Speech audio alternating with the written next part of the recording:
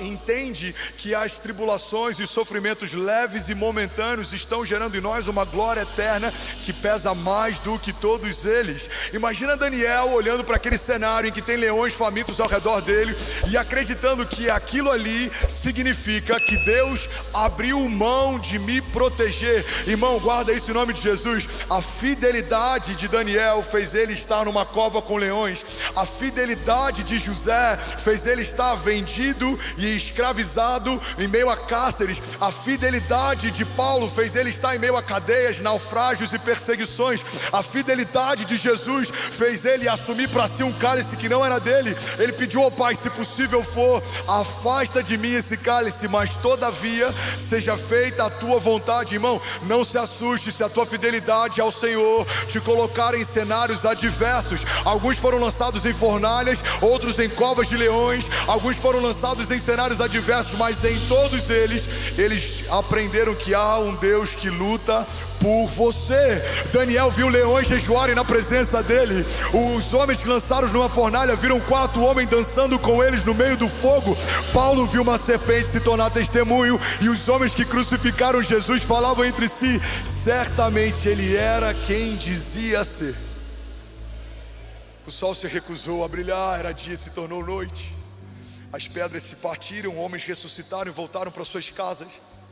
Então, em meio a todo aquele caos, quando a terra chora a morte do seu Criador, a criação percebe: de fato, crucificamos o Filho de Deus, ele era quem dizia ser.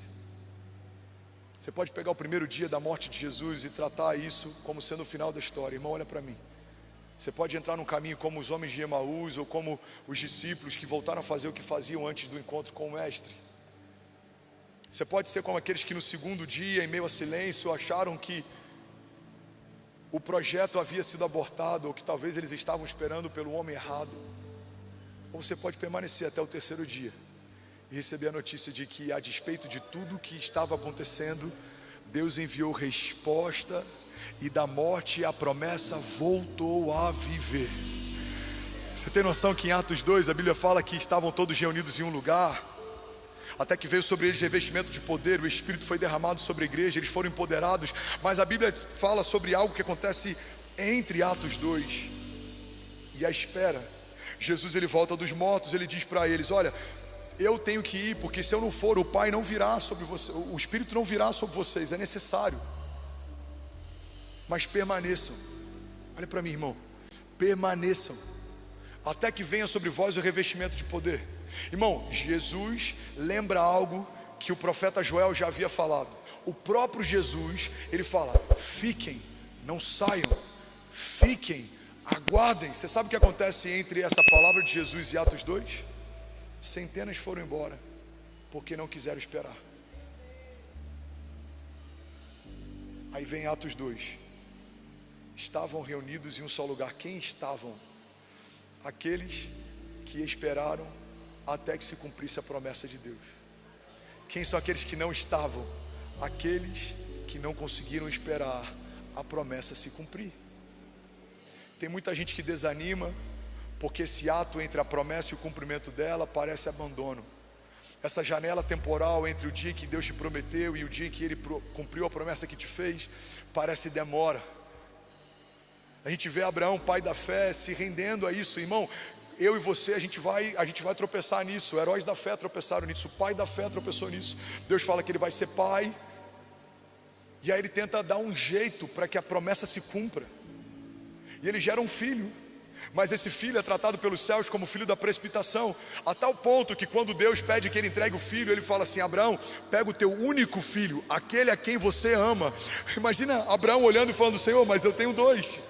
Os céus estão dizendo: não, Abraão, você tem 2 para a terra, mas para os céus você só tem 1, porque os céus só consideram aquilo que começa por Ele. Se não começa em Deus, para os céus não é levado em consideração. A terra fez um filho na precipitação, mas os céus te entregou um único filho como promessa. Então pega o teu único filho, aquele quem Deus te deu e a quem você ama, e entrega. Irmão, alguém está comigo? Diga amém.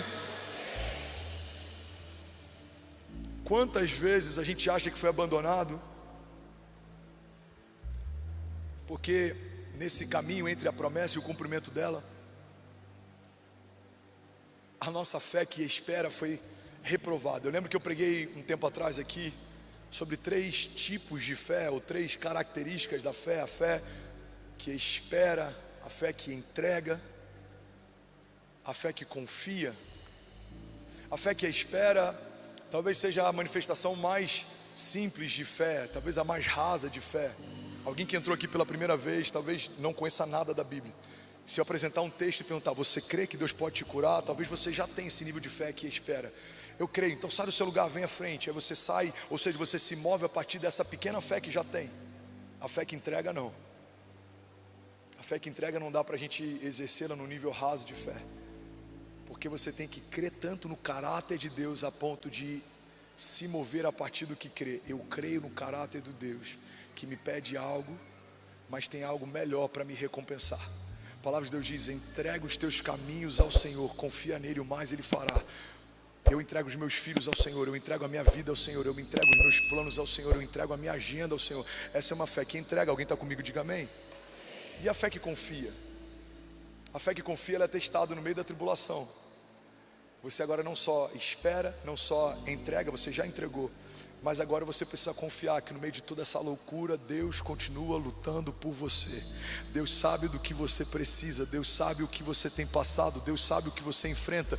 Você precisa confiar no caráter de Deus. Tem uma frase, se eu não me engano, do Bill Johnson. Ele fala que não é só sobre sabermos que Deus existe, o inferno também sabe, mas é sobre confiarmos no caráter que Ele tem.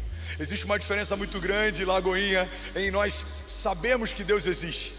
Eu sei que Deus existe, mas existe um abismo entre eu saber que Ele existe e eu confiar no caráter que Ele tem. Eu sei que Deus existe, mas eu também sei que Ele é bom e a sua misericórdia dura para sempre. Eu sei que Ele existe, mas eu também sei que certamente a palavra de Deus vai me resgatar no meu dia mau. Eu sei que Ele existe, mas eu também sei que a sua bondade e a sua misericórdia estarão sobre a minha vida todos os dias, até que Ele venha. Alguém está comigo? Diga amém. Eu sei que Deus existe, mas eu também sei que certamente a última palavra vem da boca do meu Deus.